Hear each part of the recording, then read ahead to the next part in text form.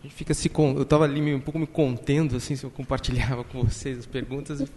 Enfim, resolvi compartilhar porque um pouco, acho que na sequência do que o professor Laemé estava colocando, porque eu acho que a questão da modulação, como vocês estavam problematizando e apontando os seus aspectos positivos e negativos, para mim, assim, está iluminando muito e ajudando um pouco a pensar as questões políticas que nós estamos enfrentando hoje e de uma maneira renovada, não é? E ainda assim persiste um problema que, enfim, como é que a gente lida hoje com dinâmicas, não é, de prática, né, pensando em práticas de intervenção, de ação política, num cenário em que a gente parece se confrontar com o mundo do indistinto, não é? Quer dizer, as coisas, quer dizer, a partir de que momento uma ação de resistência ela passa-se, né, ela se transmuta numa ação de captura, não é? Pensando nesse aspecto, digamos, da modulação enquanto, né, enquanto dinâmica de individuação, não é? E, por outro lado, enquanto uma dinâmica também de controle, pensando um pouco na discussão que nós estávamos fazendo também ontem, né? Quer dizer, toda ação que está se dando nesse ambiente, né, cibermediado, eu acho que é bem um ponto de encontro dessas duas dinâmicas, não é? Quer dizer, eu estou lá participando de uma atividade, estou engendrado em dinâmicas de agenciamento, num processo, né, de individuação, de constituição subjetiva, e, ao mesmo tempo, posso estar participando da produção de um perfil estatístico que está produzindo valor, né?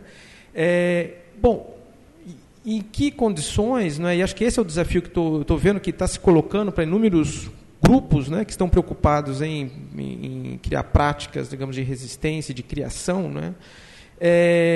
Bom, como que a gente, de alguma maneira, constitui ou lida com esse limiar, não é? Porque não se trata mais de pensar numa polaridade do tipo, eu sou o trabalhador explorado e, enfim, vou me contrapor àquilo.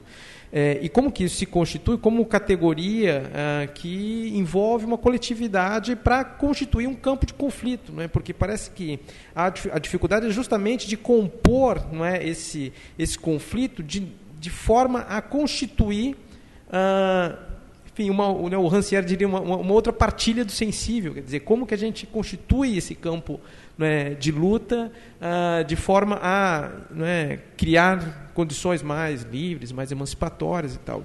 E aí, realmente, assim, a questão da modulação, acho que ela ajuda a pensar nessas duas direções. E aí eu ainda fico, né, com a pulga, né, aqui atrás da orelha, picando e falando, poxa, né, persistimos com... Acho que essa é uma questão urgente, né, para usar o título lá do colóquio, de como que isso está sendo apropriado e se traduzindo em termos de práticas, né, porque esse é um pouco o desafio que está posto, enfim, para todos que estão lidando com esse dilema, né, que ganha uma nova complexidade na medida em que frequentemente nós não controlamos, né, dado, né, a forma de mediação dessa relação, nós não controlamos o código, nós não controlamos a infraestrutura, nós não controlamos as possibilidades de apropriação dos impactos, né, das ações e tal, né? Enfim, é mais colocando mais lenha no problema aí, né? Gostariam de falar alguma coisa sobre o comentário do Henrique?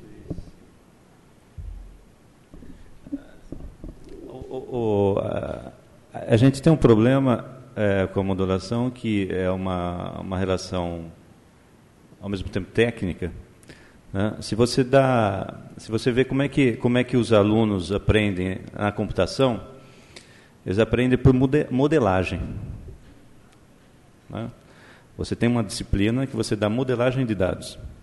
De certa forma, isso já está moldando, né, como é que se deve aprender essas coisas, né? É uma linha extremamente difícil, né? Porque no próprio ensinamento de como se trabalha com o código já vem um negócio que já é um molde. Então, o molde já está dado. Então, como é que você vai programar? Seja em Java... Agora estou deslocando toda para a minha área de computação, né? Dei um clique.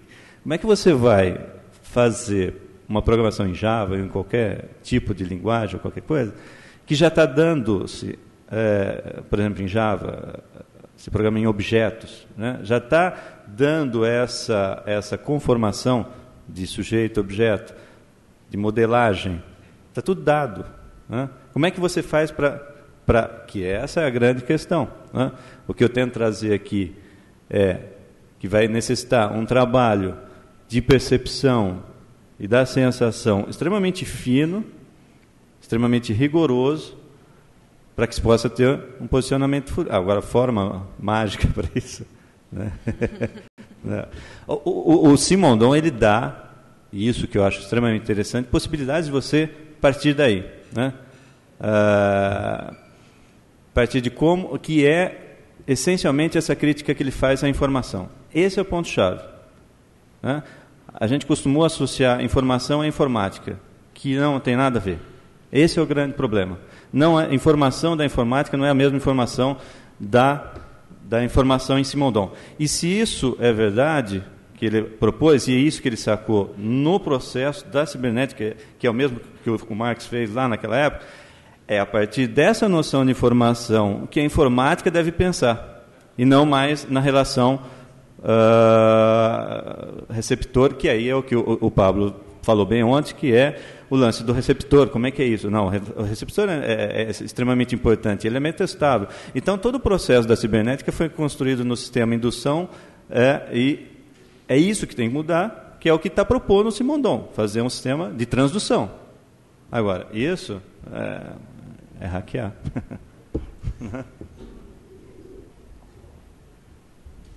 Mais alguém gostaria de fazer algum comentário? Posso? Pedro primeiro. Não, depois eu reajo. Já falei bastante. Tentar falar alguma coisa. Foi muito estimulante, né, essa mesa aqui, os velhos amigos. E eu fiz várias anotações, tá, várias bolinhas e setas. Eu vou falar meio confuso, talvez, para tentar passar uma ideia que eu gostaria de ver, assim, qualquer um dos três que apresentaram, né, se tivesse alguma coisa para reagir. Que eu tenho pensado bastante sobre esse conceito de rede, né, e tentando juntar ele com a ideia de ritmo, vendo o ritmo como uma reticulação espaço-temporal, né? E quando a gente pensa em rede, normalmente a gente acaba tendo uma imagem espacial da rede, né, como se, por exemplo, a rede celular fosse, a gente pudesse ver ela uma imagem de satélite, uma foto de avião, de sobrevoo, então é uma coisa territorial, mas você mesmo deu um exemplo de uma dimensão temporal da rede celular, que é quando você tenta fazer uma ligação no Réveillon, quando está, ou em horários de pico, né? Então, essa imagem da rede não seria latitude e longitude, mas seria um eixo vertical de número de usuários ou de ocupação da rede e um eixo temporal, né, onde você tem picos de uso, de saturação dessa rede. Então, seria uma imagem reticular, mas temporal, né, e que se sobrepõe também a um território, né, então é espaço temporal. E é nessa linha que eu tento fazer essa relação com ritmo, e que ligou também muito com a apresentação do Emerson, né, do trabalho do Straub de modulação das imagens, de todas as dimensões, né, desde a pré-produção até a exibição, provavelmente, que você interferiu aqui na exibição, né, impondo transduzindo, digamos assim, esse ritmo aqui também para nós, né.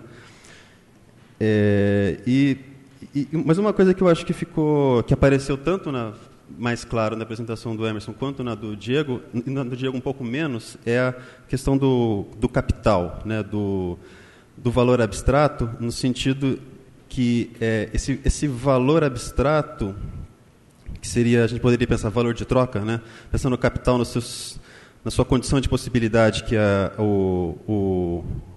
a existência de uma moeda, de um objeto cuja única função é a troca, ou seja, ela é um meio para um fim que não é ela mesma, né? Então tem uma dissociação radical entre meio e fim. Eu fico pensando se um dos problemas do capital para pensar modulação e o sentido